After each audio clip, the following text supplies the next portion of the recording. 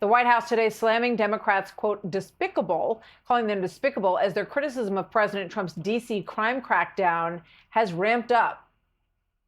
Look, it's pretty clear the president wants his own domestic police force, and step by step, he's trying to create it. I'm very concerned. The president is showing all of his authoritarian tendencies. And take a listen to this exchange between a reporter and D.C. Police Chief Pam Smith today when she was asked about how this is going to work coordinating with the federal officials up the line. Can you tell us what the chain of command is now? What does that mean? Well, is it Pam Bondi speaking to the mayor, speaking to you, or how does this work? So the executive order is clear. The president designated Attorney General Bondi as his proxy to request services through me. Okay, interesting moment there. It happened after a meeting today, really important meeting, with all of the officials that you see there on the screen, including Attorney General Pam Bondi, FBI Director Patel, and the head of the Drug Enforcement Administration, Terry Cole. Now, President Trump has tapped Terry Cole to command the Metropolitan Police Department to oversee the police in Washington, D.C., and he joins me now exclusively in his first TV interview since taking on that role and becoming head of the DEA. He's got a very long resume. He served more than 2 decades at the DEA, working all over the country in some of the hottest spots in terms of drug enforcement in Colombia, in Mexico, and in Afghanistan. Terry Cole, thank you for joining us today. Good afternoon, Martha. It's great to be with you. Thank you. Well, thank you for joining me. So this must have been an interesting meeting today because we know that the Washington leadership did not necessarily outwardly want anybody taking control of the Metropolitan Police Department. What can you tell us when you all walked in the room? What was it like? So it was a great meeting today. Yesterday, I was with the chief of police on 2 occasions at the Metropolitan Police Department. We had a great exchange. We have direction, we have a vision on how we're going to reduce violent criminal activity in D.C. And today, it was a very good meeting. Once again, at 9 a.m., I was at the Metropolitan Police Department with the chief. We were strategizing our plan for today, staying very focused on violent criminal activity, reducing gun crime, reducing street crime, and allowing the citizens of D.C. to feel safe. And I have to say, I just left a meeting at the Metropolitan Police Department again with the senior leadership of the Metropolitan Police Department, along with all our federal partners. And it was very encouraging to see everybody at the table working hard together, planning the events for tonight to help make this city safe. All right, so explain to us what's the role of, how does the role of the police department change? What's going to change now that there is federal control over the DC Police Department? What did you talk about that's going to change? Well, I think the federal integration with the patrol officers and the uniformed police officers that, quite frankly, Martha, they just want to do their job. They want to feel empowered to do their job. I think with the federal government, with ATF and DEA and FBI and U.S. Park Police, all the entities bring so much power to allow the police officers to do their job. And the president was clear yesterday. We must empower, we must support, and we must always stand behind our police officers. We must always back the blue. Terry, why did they not have power before you showed up?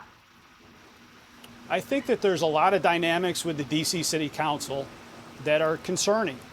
But at the end of the day, we are there to support law enforcement. We are there for law enforcement activities. We are there to hold people accountable for their violent criminal activity. And, you know, just in the last 2 days, we've had 60 arrests that are very impactful. We've taken 17 firearms off the streets. Last night, we arrested somebody that was wanted for a murder. We have tremendous cooperation, tremendous intel sharing. And what's most encouraging, the police are looking forward to doing their job again. And Martha, I have to tell you, I've been receiving phone calls from all over the country of other federal agents that want to fly in and help. They want to be part of making DC safe again. They want to be part of this law enforcement effort, similar to what we did in Northern Virginia when I was the Secretary of Public Safety and Homeland Security for Governor Youngkin. If I may, let me ask you just a couple of specific questions here. So, number one, is Mayor Bowser welcoming the federal oversight in her city? I have to tell you that the chief of police has been very accommodating. I have an office there in the Metropolitan Police Department. Very accommodating to introducing me to the entire command staff. Very open to sharing ideas on how we're going to do this together to combat violent criminal activity. Make no bones about it. The president was clear with the executive order, and we are going to carry out the mission of the president. I'm sorry to interrupt. If I just want, just a few things I want to get in here while I have your time. So if you arrest someone under the age of 18, we've heard Jeanine Pirro at the U.S. Attorney's Office saying the city council will not let me convict this person. What changes now? You talked about the city council pushing back. You know, none of those rules have changed, though. So if your guys are out there and women are out there and they bring in an illegal immigrant or they bring in someone under the age of 18, are they just going to take them in and then they're going to be released the next day? What changes where that's concerned? So we're going to continue to work through the process of supporting law enforcement. In reference to interdiction of criminals on the street, specifically juveniles, that is a complicated issue. It does require a code change, but the president, the attorney general, Judge Pirro, everybody is committed to working to make these changes to hold these juveniles that are out of control accountable for their actions. Okay, so if you arrest a 16-year-old who is, holding a gun to somebody's head, what is going to happen to that person tomorrow? Are they still going to be in jail, or are they going to be sent to one of these, as Jeanine Pirro says, where they're going to do yoga and arts and crafts classes? Because if that's the case, some of these people are going to be out on the street very quickly. How do you handle that? Yeah, so they'll be booked into normal procedures. It is frustrating for law enforcement because they are encountering these same violent youth criminal offenders numerous occasions with handguns. But this is something we cannot turn a blind eye to. We must continue to support law enforcement. We must continue to have a unified effort. And now that the president is involved with making significant changes, we are eventually going to change the code, hold these criminals accountable, even at a juvenile age. So, Terry, Mayor Bowser, as early as a few days ago, said we don't have a rising crime problem in Washington, D.C. In fact, it's declining. And they've been pulling out all these charts to show that crime is actually on the decline in D.C. So if that's the case, why was it necessary to bring in federal oversight of the D.C. police? I think there's 2 points. The police do not feel empowered. We are there to support the police. We're there to help the police. We are also there the perception is it's not safe. People do not feel safe. The amount of citizens that have come up to me on the street and said, thank you for what you're doing. Thank you for taking on another responsibility. We appreciate the federal agents that are out there every single night.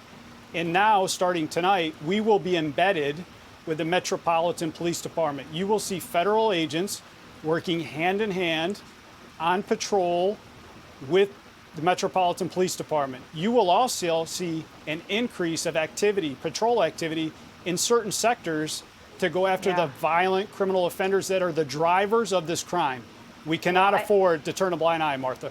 I know a lot of cities would like to see a greater presence on the street of police officers, and I'm way over time, but I got to ask you quickly, what are the duties of the National Guard in this situation? Because a lot of other cities are looking at this and saying, are we going to have this happen where we are next? What is the National Guard's duty? Yeah, the National Guard is going to come in and assist law enforcement in a non-law enforcement capacity.